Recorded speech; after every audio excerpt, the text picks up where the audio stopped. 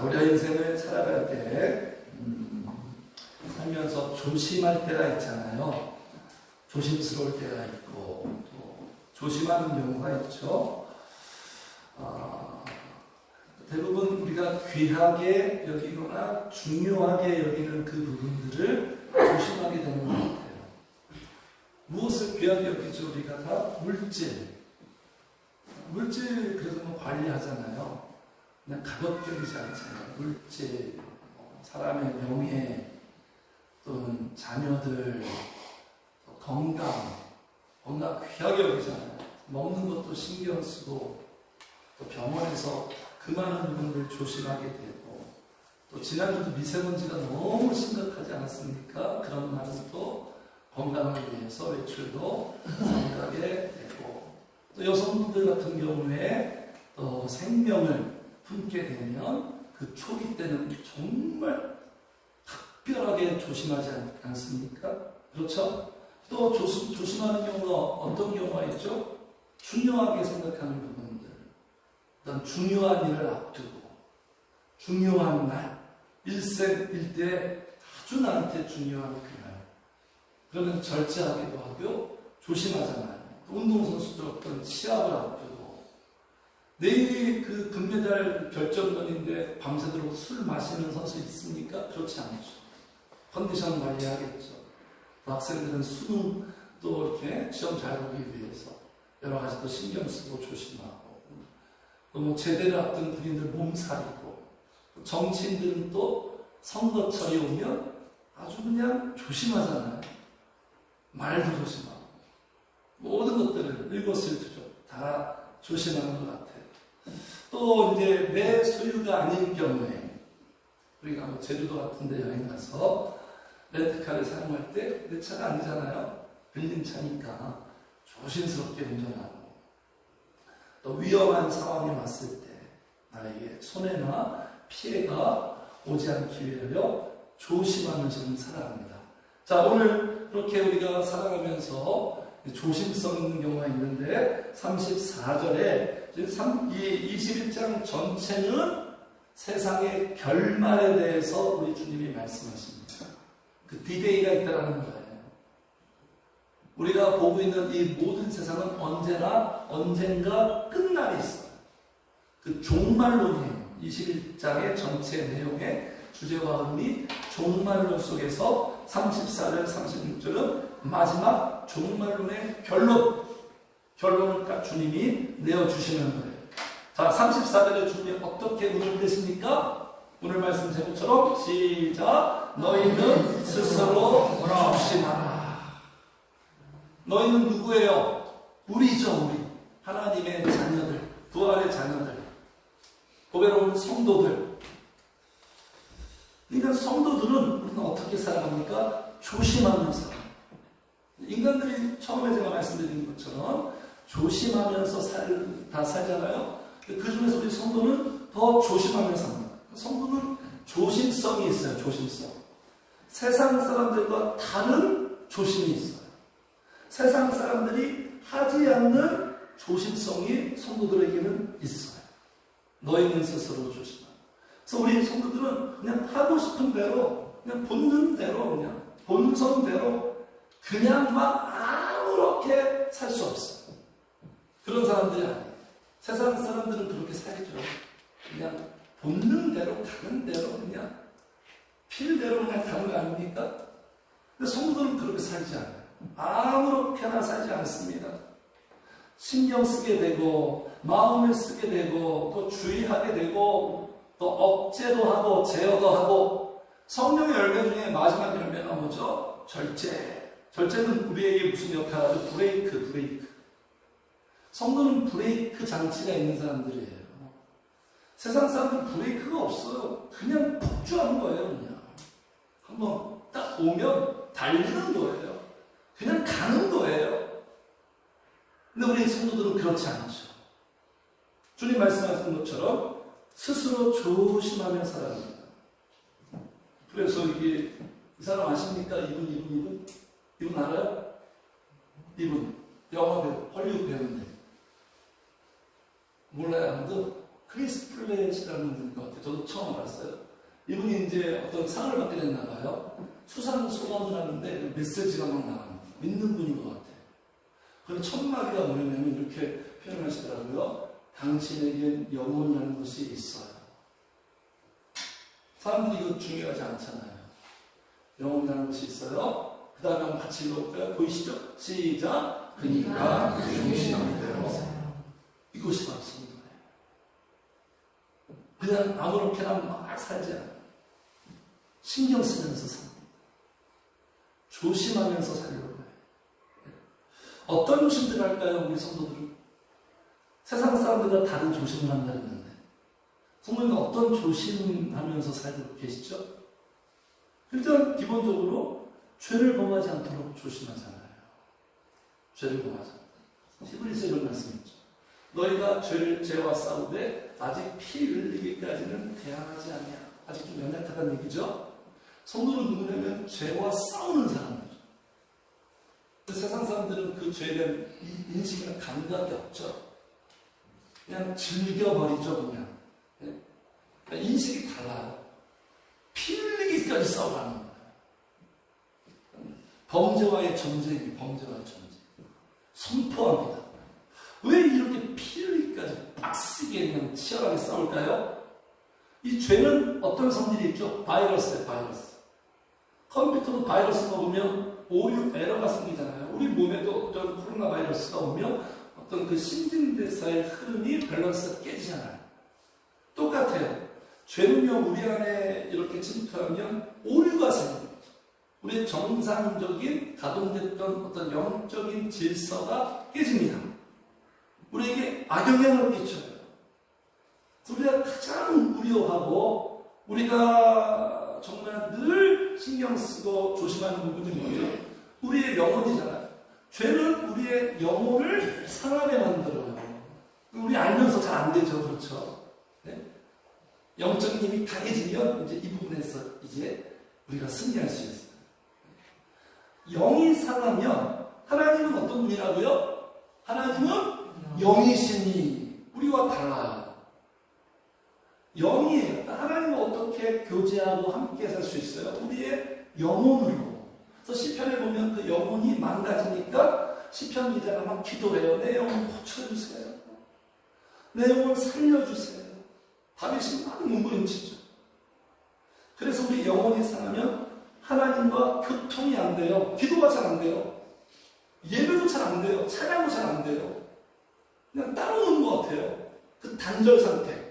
남녀가 서로 연애할 때 서로 이렇게 막 교감이 돼야 되잖아요. 연락도 하고 소통도 하고 접촉해야 되는데 단절됐을 때 굉장히 거기에 막 힘들어 하잖아요. 연애할 때. 연락도 안 되고 막히고 대화도 안 되고 막 벽처럼 느껴지고 막.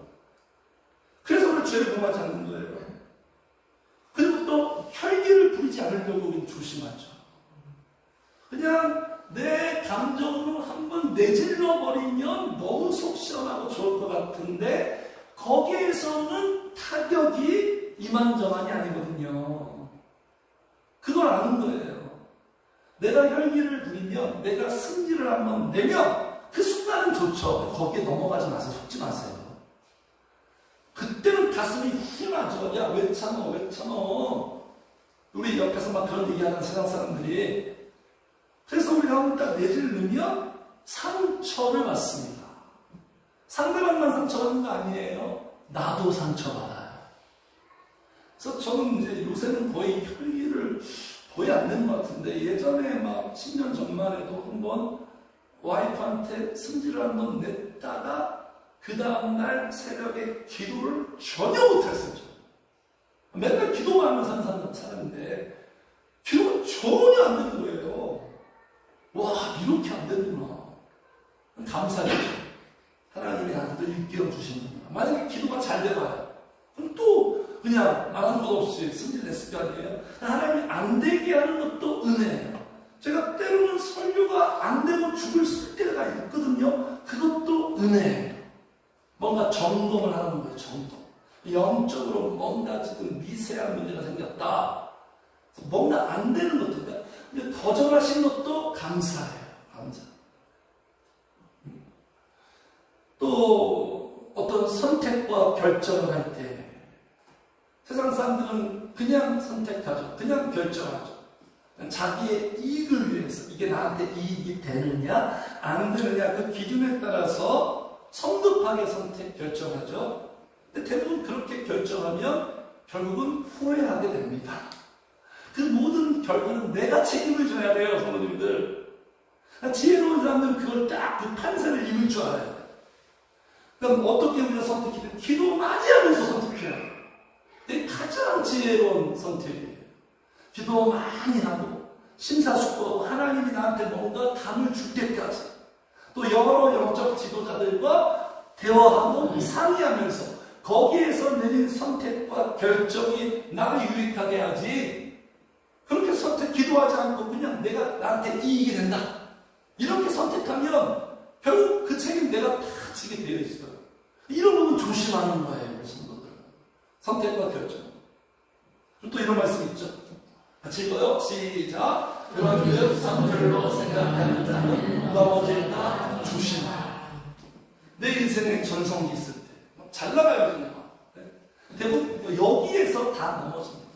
연예인들도 그렇잖아요. 막 정점의 자리에 있는데 음주 실수해가지고 그냥 하루아침에 나라로 떨어지고 운동선수도 막 그러고 그런 거 뉴스에서 많이 보잖아요. 다윗이 넘어졌죠. 아주 심하게 넘어졌죠. 곤두박질 졌죠. 왜 그렇죠? 다윗이 방심했어요. 방심. 그냥 우리는 언제 안전하냐면 오히려 광야 생활이 안전한 상태. 그때는 하나님 딱 붙들고 있거든요. 그냥 주님밖에 없어요. 아무것도 안 보여요. 그냥 마음에 여유도 없고 그냥 주님으로 하루하루 살아가는 거예요. 기도를 안 할 수. 그때가 가장 우리가 안전한 상태. 위험한 상태는 언제냐? 어떻게든 잘 나갈 때, 잘 나갈 때.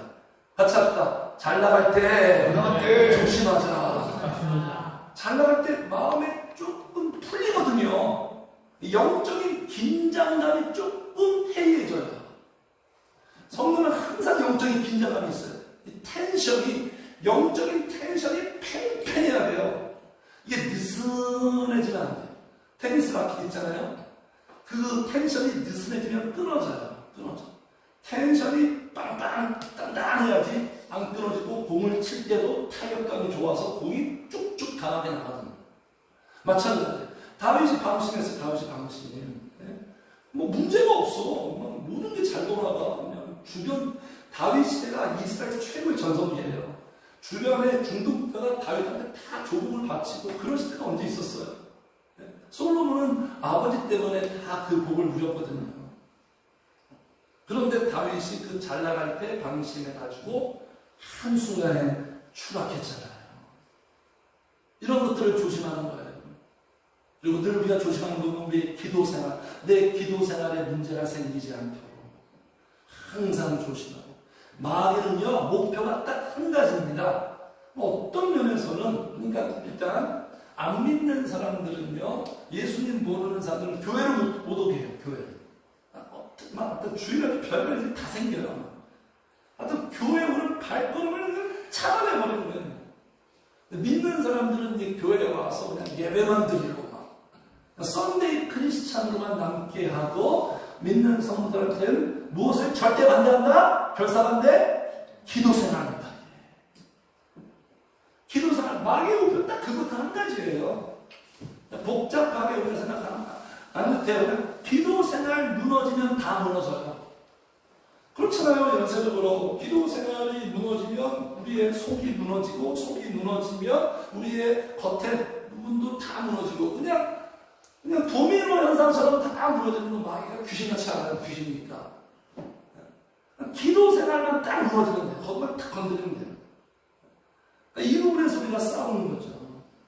마귀가 제일 싫어하는 게 기도하는 사람 제일 싫어하고요. 마귀가 또 제일 두려워하는 사람도 기도하는 사람 제일 두려워요.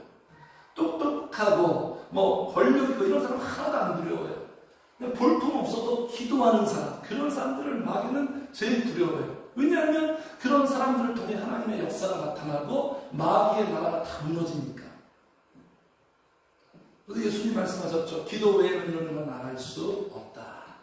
그래서 성도는 이런 조심들을 하며 살아가는 거예요. 이런 조심이 있는 성도가 복 있는 성도예요. 그래서 시편 1편에 조심스럽게 살아가는 성도의 모습 딱 나오잖아요. 복 있는 사람은 조심하면서 살아간다. 1절에 1절. 자, 그러면 우리는 아까 그 배우도 조심하셔야 됩니다. 이렇게 소감을 했는데 왜 이렇게 조심할까요? 서두에 말씀드렸죠. 사람들이 무엇을 조심한다고요? 자기가 귀하게 생각하는 것, 중요하게 생각하는 것, 또 위험스러운 것, 뭐 중요한 날 이런 것들을 조심한다고 했잖아요. 성도에게 가장 귀한 거 먼저 아시죠? 우리에게 가장 중요하고 중요한 날 아시죠? 그리고 우리의 소유가 아닌 것도 아시죠? 그게 무엇이죠? 우리의 영혼이에요. 아까도 말씀드렸죠. 우리에게 다 영혼이 있다. 소감했잖아요. 우리의 속사람. 우리의 영혼. 지금 여기 34절에도 둘째 줄에 그렇지 않으면 하면서 주님이 어떤 부분을 지금 강조합니까? 마음. 이 마음은 영혼을 담고 있는 그릇이에요. 마음에 문제가 생겨요. 사람이 제일 중요한 게 지금 환경보다도 마음이에요. 마음 먹기 나릅니다. 그런 말 있잖아요. 그래서 지식인들의 대가들은 결국 최종적으로 공부하는 부분이 뭐냐면 마음 공부한대요. 마음. 다산 정약용 선생님, 조선의 천재 아닙니까? 그분도 마음 공부했대요. 마음 공부가 왜 합니까? 마음이 어려워요. 내 마음 같은데 내 마음이 내 마음대로 안 되잖아요. 마음에 문제가 생겨요. 예수님 이런 말씀하셨습니다. 평강의 하나님이 친히 너희를 온전히 거룩하게 하시고 또 너희의 시작 온 영혼과 몸과 몸이 우리 주 예수 그리스도에서 강림하실 때 흠없게 보존되기를 원합니다. 우리의 신랑 되신 예수님의 당부예요. 그래서 이몽룡을 만나지 못하는 춘향이지만 변사또한테 핏발을 당하는 춘향이지만 그 신랑 앞에 순결을 지키려고 했던 그 춘향님처럼 우리의 인생이 그렇게 살아가는 거예요. 내 영혼을 보존해야 돼요. 내 영혼. 왜냐하면 주님이 다시 오시는 그날 심판하십니다. 반드시 그날이 나한테 와요. 자, 여기 보세요. 35절 같이 읽어. 35절 시작. 이 날은 온 지구상에 거하는 모든 사람에게 이 말이라. 믿습니까? 네. 정말 믿어요? 네. 믿음은 적극적인 동의와 참여예요. 이게 무슨 소설같이 느껴지죠? 공상과학영화 SF 아닙니다. 정말로 사실이에요. 하나님의 말씀은 1.1획도 다 현실됐거든요. 역사가 증명해요. 역사가. 한 사람의 예외도 없이, 한 사람의 열애도 없이 예수님 다시 오시는 그날은 심판은 그때 누가 생명의 부활? 영혼이 살아있는 자. 우리의 영적 상태를 본다는 거예요. 우리가 말씀을 왜 지킵니까? 말씀을 지키려고 하잖아요. 참 어렵죠. 힘들죠. 쉽지 않죠. 근데 말씀을 지켜야 하잖아요. 말씀을 지키는 게 나를 지키는 거니까. 결국은 모두를 지키는 거니까. 계명을 지키는 자는 자기의 시작 영혼을 지키거니와 자기의 길을 삼가지 않으면 죽으리라. 결과 현실을 삼가지 않는다. 조심하지 않는다는 거죠. 죽는 거예요. 나도 죽고 내 마음도 죽고 인생도 죽고 가정도 다 무너지고 다 모든 게. 그래서 여기 다시 보겠습니다. 34절 너희는 스스로 조심하라. 그렇지 않으면 방탕함과 술 취함과 생활의 염려로 그 다음에 시작 마음이 둔하여지고 이걸 정말로 우리는 중요하게 해야 되는 거예요. 마음에 문제가 생겨요. 속이 무너지면 다 무너지잖아요. 마음이 어떻게 된다고 성도님들? 둔하여지고 마음이 민첩해야 돼요. 마음이 영적으로 센스가 있어야 돼요. 마음이 둔감해. 이 둔감해지면 어떻게 됩니까? 둔감해지면 우리의 마음이 딱딱해져요. 딱딱해지면 강팍해집니다. 강팍해지면 완고해져요. 완고해지면 지 마음대로 살아요. 그리고 사람과의 소통도 안 돼요. 가정이 행복한 가정은 예수 믿고 신앙생활 잘하고 성령님이 그 마음에 은혜 주시고 기쁨 주시고 본인들이 그 마음을 다 지니고 있어서 그 마음이 좋으니까 배우자를 대할 때도 따뜻하게 그 마음이 나오는 거니까 마음에서 입으로 나오니까 말도 그렇게 하면서 가정이 이렇게 부들부들부드러워지는 거예요. 그러니까 하나님의 역사는 다 부드러움이고 부드러운 거 다 좋잖아요. 부드러운 건 어디든지 통하잖아요. 부드러운 거 싫어하는 사람 봤습니까? 만사형통이지. 하나님의 나라는 부드러움의 나라고 마귀의 나라는 굳은 거예요. 딱딱해요. 이렇게 마음이 둔감해져요. 둔감해져서 결국 마귀는 어디까지 끌고 가느냐? 무감각 상태. 무감각. 아무런 신경이 없어. 맞으면 아파요, 근데 안 아파. 설교를 들으면 어떤 죄에 대해서 회개하라고 그러면 마음이 찔리고 마음이 쓰라리고 거룩한 통증이 있었는데 마음이 무감각해서 전혀 와닿지 않아요. 한국말로만 들으면 목사님 열심히 설교하는 마음. 그게 내 마음에 강타해야 되는데 내 마음에 스며들어서 내 마음에 작용을 일으켜야 되는데 무감각해지면 아무런 감각이 없어요. 자, 에베소서 이런 말씀이 있어요. 죄인들을 주님 이렇게 진단합니다. 아무런 감각 없는 자가 되어서 방탕하게 살아요. 감각이 없는 거예요. 감각이. 죽은 자들은 감각이 없잖아요. 예수 안 믿는 자들은 감각이 없어요. 감을 못 잡잖아요. 여기 교회 한 번도 안 나오고 그리고 예수 안 믿는 자가 여기 딱 앉아있어요. 지금 제가 설교하는 거 감을 잡을 수 있을까요? 방언처럼 들려요. 방언처럼. 그래서 여기 둔감하다. 항상 헬라어는 여러 가지 의미가 있어요. 우리말도 그렇지만 둔감하다, 딱딱하다, 굳어있다 그런 뜻도 있지만 빼앗기는 거예요. 마음이 빼앗겨요. 마귀는 어떻게든지 우리의 마음이 신랑 되시는 우리 사랑의 주님께로 향해야 되는데 그 마음을 빼앗아서 세상으로 가게 하고 다른 데로 다 그냥 흩어져 버리면 그 마음이 빼앗겨. 마음이 빼앗기고 또 무슨 뜻이냐면요, 짓눌려. 성도님들 짓눌려 봤죠. 얼마나 답답하고 힘들고 숨을 못 쉬잖아요. 오늘날 현대인들 스트레스가 뭐죠? 숨을 못 쉬겠다. 직장에서 뭐 괴롭힌다 할 때 숨을 못 쉬겠다. 숨을 못 쉬면서 공황장애 오는 거 아니겠습니까? 숨이 안 쉬어지잖아요. 이게 짓눌린다. 저도 이런 상태 많이 예전에 영적으로 막 방황하고 취할 때 이런 상태 많이 느꼈거든요. 그냥 죽은 것 같더라고요. 다 때려치고 그냥 어디로 나를 훌훌 떠나버리고 싶은 그런 상태.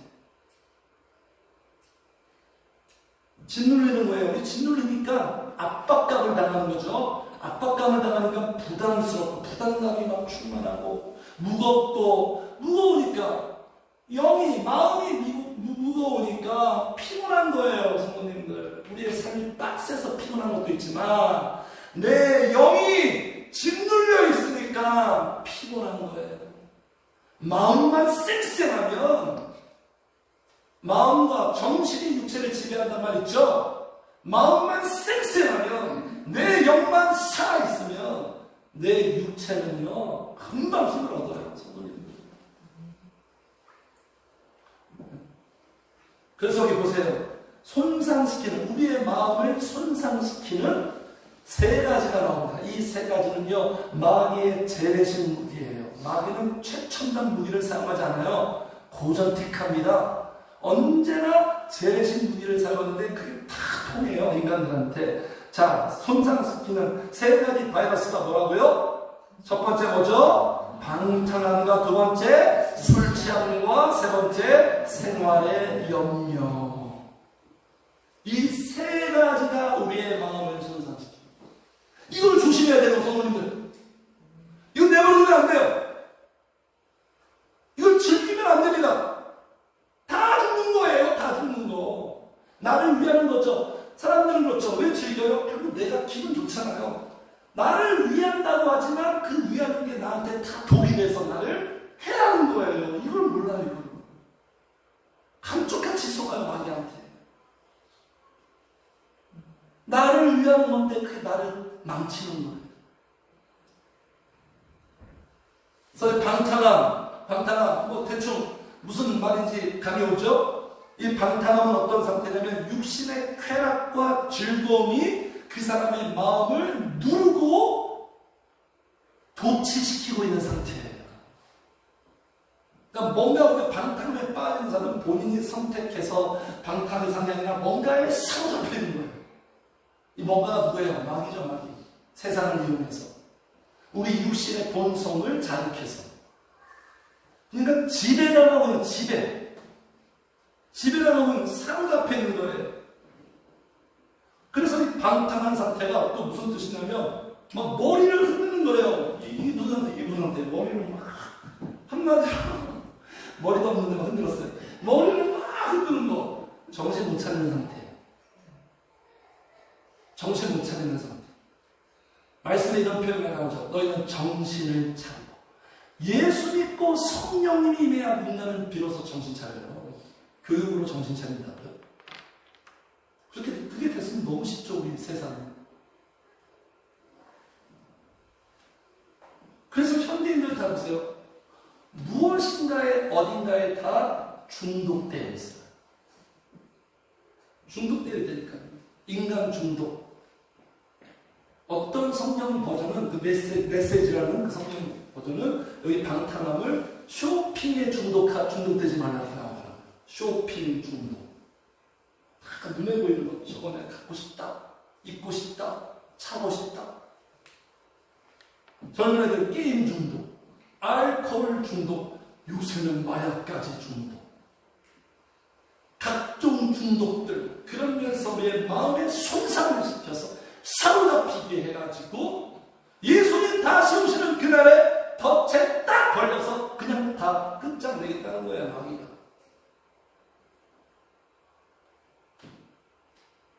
중독은 절대 해결할 수 없어요. 뭐 여러 가지 뭐 프로그램이 있잖아요. 안 되는 거예요. 그러니까 발짓 다 어떻게 해가지고 또 나쁜 짓 하고 있지 않습니까? 재범하고. 중독은 어떻게 해결됩니까? 같이 합시다. 중독은 중독으로 해결된다. 성령에 중독되면 해결돼요. 세상의 중독은 그 사람을 망치지만 성령님께 중독되면 우리는 이렇게 신앙생활 했으면 좋겠습니다. 성령님께 중독됐으면 좋겠어요. 저는요, 평범하게 믿고 싶지 않아요. 탁월하게 믿고 싶어요. 그게 진짜 행복이거든요. 성령님께 중독, 은혜에 중독돼야 돼요. 예배에 중독되고, 기도에 중독되고, 말씀에 중독되고, 하나님께 중독되면 그 중독은요, 우리의 모든 중독의 고리를 다 끊어버리고요. 우리를 더 건강하게 만들어요. 우리를 더 건강하게, 더 멋있는 사람, 더 귀한 사람으로 만듭니다. 영적으로 중독되기를 주의 축복합니다. 네. 두 번째 뭐예요? 술 취함. 말씀은요, 성도님들 정말 심각하게 여기고 있어요. 세상은 안 그렇죠. 술 마시는 게 뭐가 잘못이야? 실수만 안 하면 되지. 운전만 안 하면 되지. 문화잖아요. 즐겁게 하잖아요. 회식하자. 좋아요. 우리 회식이다. 단합과 화합의 시간 아닙니까? 절대 심각하게 여기지 않죠. 우리만 이상한 사람 되는 거죠. 근데 참 너무나 심각한 건 교회도 그래, 교회도.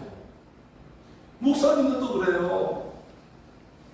왜 말씀을 자기들 마음대로 해석할까요? 그냥 그대로 순수하게 전해야지. 자기가 주인도 아닌데. 성도들끼리도 그렇잖아요. 그냥 술 마시는 건 당연하게 생각해요. 아무런 이게 죄에 대한 어떤 인식이 없어요. 근데 오늘 본문도 그렇고요. 이게 정말로 굉장히 무거운 주제는 죽느냐 사느냐 있는데 여기에 각종 죄악 중에 술 취함이 들어가 있는 거 보세요. 이거 얼마나 심각한 거예요. 요한계시록에도요, 지옥에 가는 자들의 그 어떤 열거들 나오는데 술 취함이 꼭 거기 들어가 있어요. 목록에.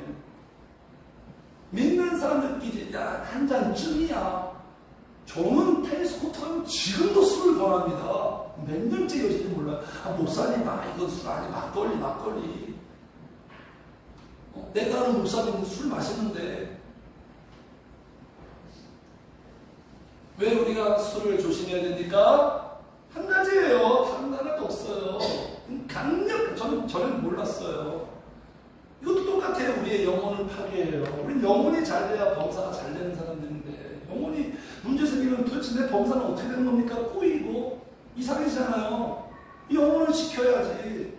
이게 내 생명줄인데, 내 행복의 열쇠인데, 영적인 파괴가 돼요.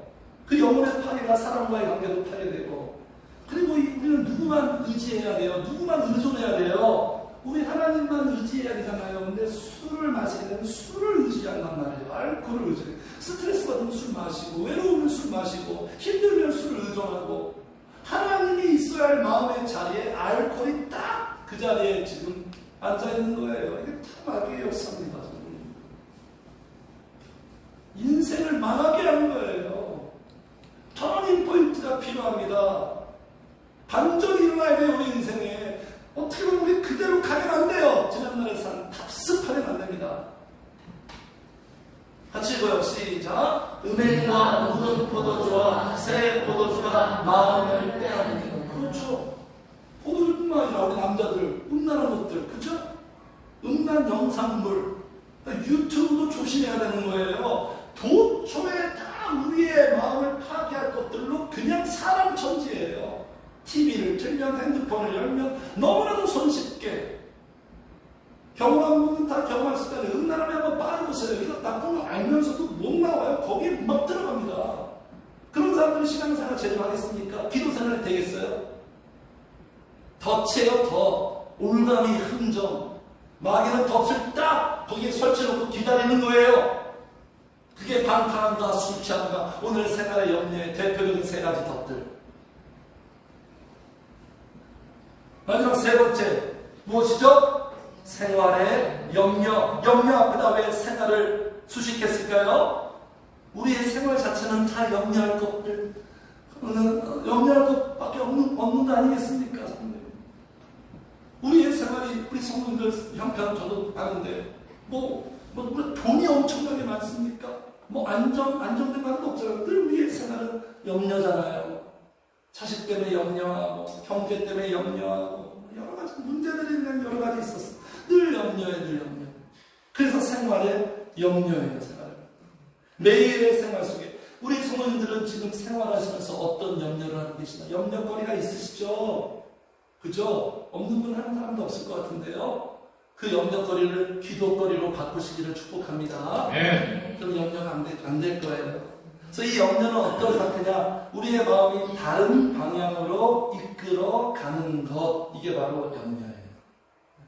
내 마음이 다른 방향으로 가게 해요. 내가 염려는 그 문제에 자꾸 함몰돼요. 거기에 빠져 들어가요. 문제만 생각하게 돼요. 온통 내 머릿속에 그 문제가 나를 지배하는 거죠. 거기에 하나님은 이제 점차적으로 사라지게 되어 있어요. 그래서 염려는 하나님의 생각보다 내 생각이 더 많은 상태. 이게 염려예요. 염려할 때는 10조 8조 다 그렇잖아요, 우리가. 하나님의 말씀은 분명한데 그 말씀보다 하나님의 말씀이 0.5%를 내 뇌에 차지하고 있다면 내 생각이 98%를 차지하고 있죠. 그러니까 항상 상대적인 거예요, 상대적. 어디가 더 많이 비중을 두고 있느냐. 그래서 저는 이런 것 같아요. 염려는 오버하는 거. 호들갑 떠는 거예요. 쓸데없이 걱정하는 거예요. 아직 일어나지도 않은 일인데 우리의 상상의 나래를 펴가지고 이렇게 될 것이다 스스로 결론을 내버리는 거예요. 제가 한번 그전에 말씀을 많이 드렸죠. 우리 예주가 저기 뒤에 있는 건강한 우리 예주가 엄마 뱃속에 있을 때 임신 6개월인가 7개월 때 그때 다운 증후군 거의 80% 이상 진단을 받았어요. 와, 눈앞이 캄캄하다. 그 결과가 진단받고 결과는 한 달 후에 나오는데 한 달 동안 잠을 못 잤어요. 제대로. 이게 부모의 마음이잖아요. 그래서 우리 그때 무슨 생각이 들냐면 캐나다로 가자. 캐나다로 가자. 스스로 다 결론 내리고 있어. 우리의 생각이 어디까지 확장되는지 몰라요. 걷잡을 수 없어. 소설을 씁니다. 이 안에서. 결과적으로 저렇게 건강한 아이였는데 이렇게 쓸데없이 막 호들갑을 떠요. 일어나지도 않은 일인데 어떡하지? 하나님이 딱 책임져 주시고 보살 하나님은 없어요. 그 염려에 빠지면 그 순간만은 같이 합시다. 그 순간만은 우리는 무신론자가 된다. 불신자가 되버려요. 성령님은 하나님 없어 그냥.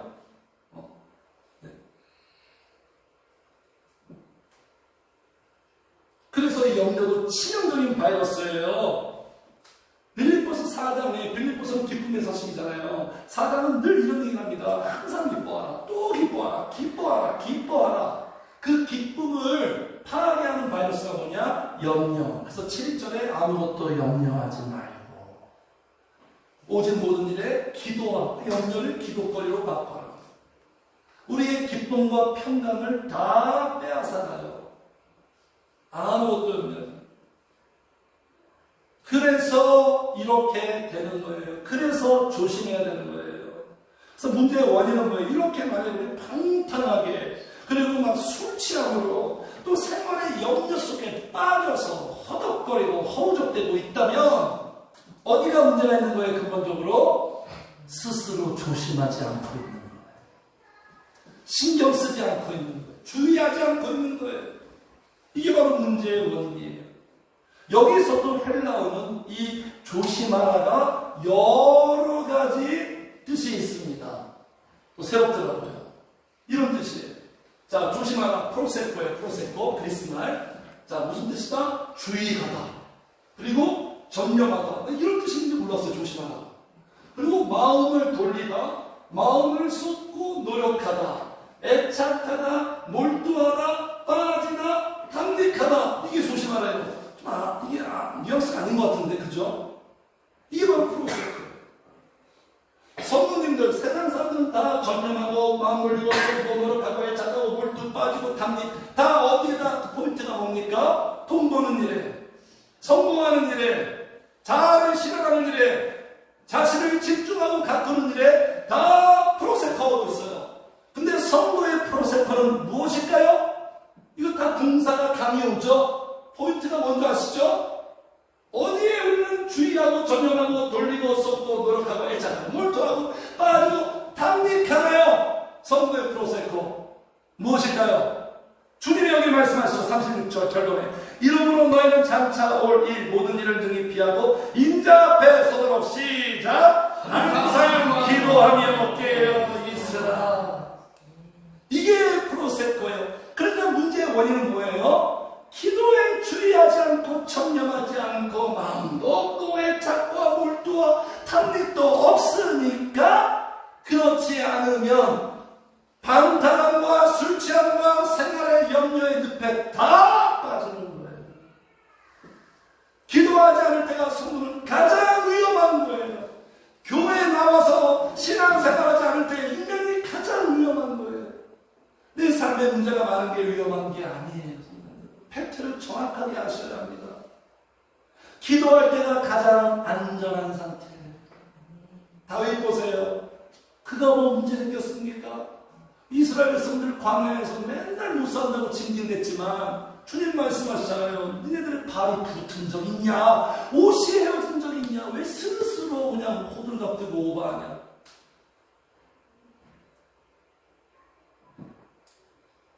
주님은 항상 이거예요. 이게 종말론의 결론이에요.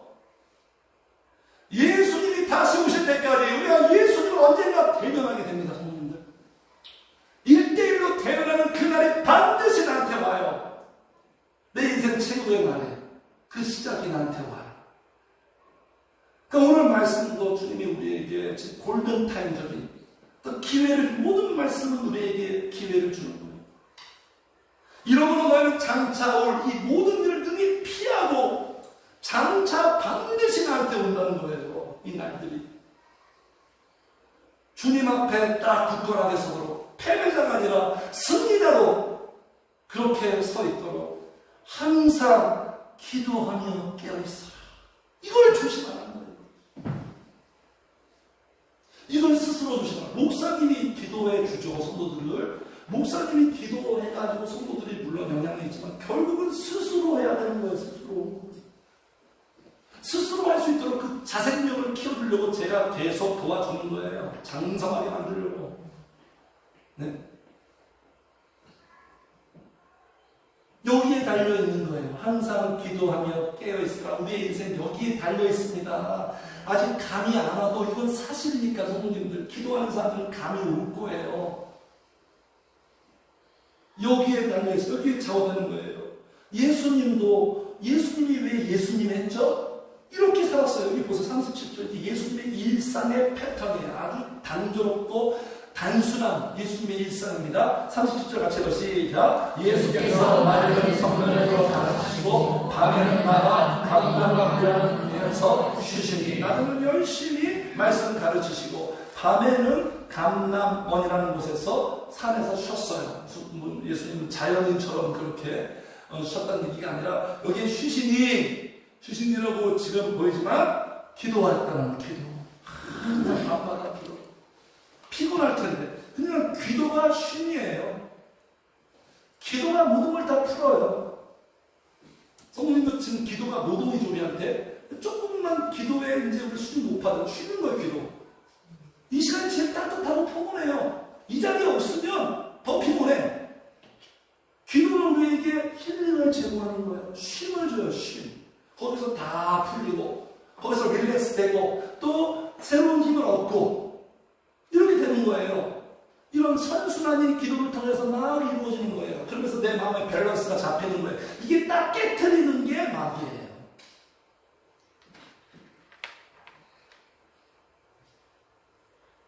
그래서 우리 주님은 여러 가지 말씀하시지 않습니다. 딱 한 가지. 남은 생에 이 한 가지만 집중해라. 심플하죠? 한 가지만. 이 한 가지에 집중하며 사는 것이 너의 종말을 준비하는 거다. 우리의 종말을 준비하면서 바코드를 박으면 안 된다, 내 살아남을 진짜 다 쓸데없는 얘기고요. 그냥 항상 기도하며 깨어있으면 돼요. 얼마나 심플해요. 이 한 가지가 여러 가지의 능력을 나타내는 거예요. 이 한 가지가 수만 가지의 문제를 이기게 만들어요. 여기 나오잖아요. 36절. 능히 피하고, 여기에 능히가 뭔지 아십니까? 강력한 능력. 기도를 통하여 강력한 능력이 나한테 오는 거예요. 내가 할 수 없는 것들, 내가 어려워하는 것들을 능히 하게 되는 그 놀라운 신기한 경험을 하게 되는 거예요. 할렐루야. 네. 기도하는 사람에게 줘요. 이 기적. 나는 여기서 무너지는데 안 무너지네. 멘탈이 막 좋아지고 있네. 그냥 신바람 나는 거지 뭐. 이야, 정말 주님의 말씀이 진짜구나. 나와 함께 하시는구나. 나는 보살피고 있구나. 그래서 마지막 날 이 주님의 말씀대로 했던 그죠? 베드로도 똑같이 얘기합니다. 시작. 만물의 말씀이 가까이 왔으니 그러므로 너희는 정신을 차리고 근신하여 기도하라. 점점 가까이 가고 있어요. 정신 차려야 돼. 오만 가지 신경 쓸 때가 아니에요. 세상 다 접고 등지고 사는 얘기가 아니죠. 네? 깨어있는다는 게 무슨 말씀드렸죠. 올라갔어요. 네? 우리 조용재 남편하고 우리 김소희 아내가 나중에 큰 이쁜 애기를 낳아가지고 여름에 휴가 때 저 강원도 캠핑 갔어요. 물가에 우리 조용재 남편이 가정에서 삼겹살을 막 도와줘요. 또 김소희 엄마는 딱 옆에서 또 같이 도와줘요. 애기들은 저기 물가에 있어요. 근데 두 사람이 다 이거 굽고 있지만 시선은 어디로 가고 있어요? 애기들한테 가요. 고기를 굽고 있고 여러 가지 잡일을 하고 있지만 시선은 아기들한테. 왜? 좀 위험하니까. 이게 깨어있는 거예요. 세상에서 다 열심히 살고 있지만 우리의 모든 시선과 방향은 어디에 가 있는다? 항상 기도하며 깨어있어요. 내 영혼을 보존하는 거예요. 이게 성도들의 라이프 스타일이에요. 세상 사람들과 다른 모습이에요. 그래서 오늘 항상 하나님의 말씀의 기승전결, 오늘 종말론의 기승전결, 결론이 나와야 결론이 나는 거예요. 그 결론이 뭐라고요? 항상 기도하며 깨어 있으라. 기도해야 깨어 있게 되는 거예요. 기도하지 않으면 잠듭니다. 나쁜 놈들이 못쓸 짓을 어떻게 합니까? 그죠? 수면제 먹이고 마취제 먹인 다음에 잠들게 한 다음에 몹쓸 짓을 하잖아요. 나쁜 놈들이. 마귀도 똑같아요. 기도하지 못하고 잠들게 한 다음에 지가 할 일을 하는 거예요. 몹쓸 짓 하는 거예요. 우리한테. 똑같아요. 깨어있어야 성도님들 지킬 수 있는 거잖아요. 우리가 저녁에 푹 잘 수 있는 건 누군가가 깨어있는 거예요. 그저 최전선에서 군인 아저씨들이 깨어있기 때문에 우리가 이렇게 잘 수 있는 거예요. 내 영이 가정에서 누군가가 남편이든 아내든 모두 함께해도 좋아요. 어떻게 한 명이라도 깨어있어야 되는 거예요. 그래야 그 가정이 지켜지는 거예요. 나도 지킬 수 있고 다 지킬 수 있는 거예요. 깨어있어야 분별이 되는 거예요. 성도님들 눈을 뜨고 있어야 사물의 물체가 보이듯이 기도하고 깨어있어야 분별이 되는 거예요. 좋은 거 나쁜 거 나한테 플러스 마이너스 내가 이렇게 행동하면 이렇게 분별이 되는 거예요. 분별. 기도해야 우리는 감이 떨어지지 않습니다. 잃어버리지 않아요. 성도님들 우리가 주님을 보고 주님의 말씀을 듣고 그리고 느끼고 감동받는 거 다 어떤 기관으로 이렇게 되는 거예요? 이 눈이에요? 눈? 귀예요? 뭐예요? 영감으로 영감으로 보고 듣고 느끼고 감동받고 그런데 기도하지 않으면 이 영감 감을 잃어버려요. 감 떨어져요. 그러면 은혜를 받아야 되는데 주님은 은혜 주시려고 하는데 하나님의 은혜는 우리의 영감으로 받는 영감으로 그래서 그걸 살리는 거예요. 성령님이 부활 영적인 감각을 살리는 거예요. 그 감각이 살아나니까 부활했다 그러는 거예요. 다시. 그래서 기도는 뭐냐면 내 감각을 유지하는 거예요. 어떤 상태로? 예민하고 우리가 연애할 때 신호할 때 서로 간에 너무 예민하잖아요. 민감하잖아요. 근데 점점 나이가 들면 권태가 하면 둔감해지고 서로 의리로 살고 그게 인생이지만 네? 주님과는 의리로 살면 안 돼요. 성도님들 주님과는 평생을 같이 합시다. 신혼처럼 기도하면 그렇게 돼요. 영이 예민해요. 민감해요. 작은 것도 크게 은혜 받아요. 감동해요. 그래서 우리는 연습하는 거예요. 연습. 여기 보세요. 같이 더 시작. 마음을 내고 독하는 시간을 버리고 오직 경건의 일을 연습하라. 연습은 뭐 하는 거예요? 날마다 하는 거죠. 반복. 항상 오늘도 항상 기도하라. 날마다 하는 사람들 못 다녀요. 결국. 이게 축적이 되거든요. 쌓여서 그 내공이 되고 노하우가 되고 혁신을 일으키거든요. 날마다. 그러니까 이 성실과 충성이 무서운 거예요. 신실한 거. 성령의 열매가 충성이잖아요. 그래서 습득이 되고 체득이 되는 거예요. 모든 만사가 그렇지 않습니까? 쉬면 감 떨어지잖아요. 쉬면. 공백기가 길면 제 연기가 왜 저래? 감 떨어졌네. 감 떨어졌어. 쉬면 감이 떨어지는 거예요. 쉬지 말고 기도하라. 무슨 말이에요? 영적인 감각을 유지해라. 그래서 성공하는 사람들, 좀 전에 생각나왔죠? 성공하는 사람, 롱런하는 사람들의 특징이 뭡니까? 이런 사람들이죠. 이런 사람들. 50대야. 이 50대 몸매 보세요. 이 50대가 지금 막 젊은 애들하고 막 같이 뛰어다니고 종횡무진 아직까지도. 이분들이 얼마나 자기관리가 철저한지 아십니까? 네? 그러니까 우리 무대 위에 있는 모습만 보죠. 무대 밖에서 얼마나 혼신의 힘을 쏟는지. 저도 여기 제 무대예요. 이 무대에서 이런 모습, 오늘도 지금 제가 잘하고 있는지 못하고 있는지 최선 다하는데 이런 모습이 나오려면 이 강단 내려와서 얼마나 제가 혼신의 힘을 기도하면서 그렇게 살아야 이런 무대 강단에서 이런 축복을 할 수 있는 거예요. 성도님들. 모든 건 그대로 저절로 되는 건 하나도 없어요. 자기관리가 철저하죠. 그래서 신앙생활 잘하는 사람들은요, 승리한 사람들은 조심하고 자기관리를 합니다. 영적 관리죠. 영적 관리. 내버려두지 않아요. 최악의 성도, 영적인 동안 내버려두고 방치, 무관심. 이미 무감각해지니까 무관심하는 거예요. 예수님도 얼마나 철저했어요. 다니엘, 이거 보세요. 얘기하는 게 뭐냐면 주제가 뭐예요? 그게 바로 자기관리, 서로가.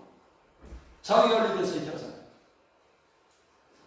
그 다니엘 같은 사람 보세요. 다니엘이 이해 총리들과 고관들이 국사에 대하여 다니엘을 고발할 것을 찾고 나서 아무도 찾지 못하였으니 이는 그가 충성되어 아무 그릇도 없고 아무 허물도 없어. 그냥 먼지 털어서 먼지 안 나는 사람이 바로 다니엘이에요.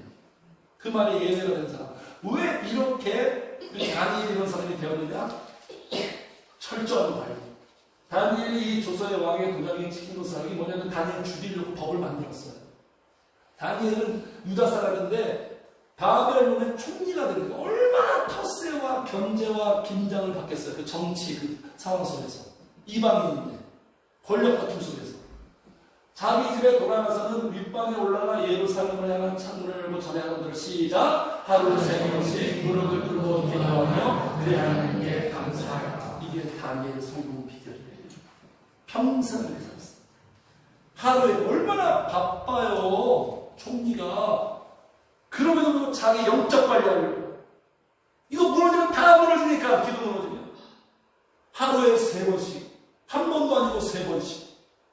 이렇게 사는 다니엘을 하나님이 어떻게 가만히 둘 수 있고, 안 기뻐할 수는 없지 않습니까? 네? 성도님들, 은혜 받는 거 중요합니다. 은혜 받아야 돼요. 교회 와서 은혜 받는 건 교회밖에 없어요. 은혜 받고 감동 받아야 돼요. 성령의 역사를 받아야 돼요. 은혜 받고 그리고 기도해야 되죠. 은혜 받는 것도 중요하고 기도하는 것도 중요하지만 더 중요한 게 뭔가십니까? 시작! 관리가 중요하다. 관리를 잘해야 돼요. 은혜 받았는데 주셨는데 관리를 실패하는 거예요. 그 은혜 다 잃어버리고. 여기 계신 성도들도 하나님 은혜 주셨거든요. 은혜 주셨어요. 하나님이 다 말을 해주는데 그 관리를 우리가 조금 소홀하거나 미흡하거나 미숙해서 피해야 될 그 불행도 다 우리가 맞닥뜨리게 되고. 그 기도의 관리는 뭐예요? 오늘 말씀 분사하고 항상 기도하고 계속 기도하고 같이 합시다. 기도해야 내 인생이 관리가 된다. 내가 관리하는 게 아닙니다. 성령님이 관리자가 되어주시는 거예요. 관리가 되는 거예요. 그래서 늘 충만교회 잘 오셨어요. 큰 교회는 아무도 그 시스템 구조상 성도들의 영적인 관리를 해줄 수가 없어요. 우리 늘 충만교회는 그런 관리를 해주는 거예요. 영적인 관리. 성도들이 계속 순환할 수 있고. 그래서 기도하는 게 예방하는 거예요. 복구형 성도가 되지 마세요. 문제 터지고 어려워지고 그때 기도하는 게 아니라 늘 예방하는. 선진국들은 다 예방 시스템이에요. 예방형 성도가 되어서 오늘 여기 36절 다시 한번 읽겠습니다. 시작! 이러므로 너희는 장차 올 이 모든 일을 등에 피하고 인자 앞에 서로 항상 기도하며 깨어있으라 하시니라. 기도의 능력은 능히 피하게 됩니다. 덫에 걸리지 않아요. 주님이 다 피해가게 해요. 미혹당하지 않습니다. 그리고 기도의 능력은 인자 앞에 서게 해요. 넘어지지 않아요. 쓰러지지 않아요. 바닥치지 않아요. 패배가 되지 않습니다. 절대로 그렇게 놔두지 않아요. 기도하면 굳건하게 세워집니다. 확고해집니다. 점점 성령이 세워주십니다. 우리의 기도에 단을 쌓을 때 성령님이 세워가세요. 나도 세우고 가정도 세우고 자녀들도 세우고 모든 범사를 성령님이 세워가시는 것을 보게 하실 거예요. 성도님들, 주님 다시 오실 때까지, 주님 다시 만날 때까지 오늘 34절 한 번 더 같이 해보세요. 시작! 너희는 스스로 조심하라. 항상 기도하면서 관리에 승리하시는 부활의 삶 되시기를 주의 이름으로 축복합니다. 네. 우리 찬양하겠습니다. 주님.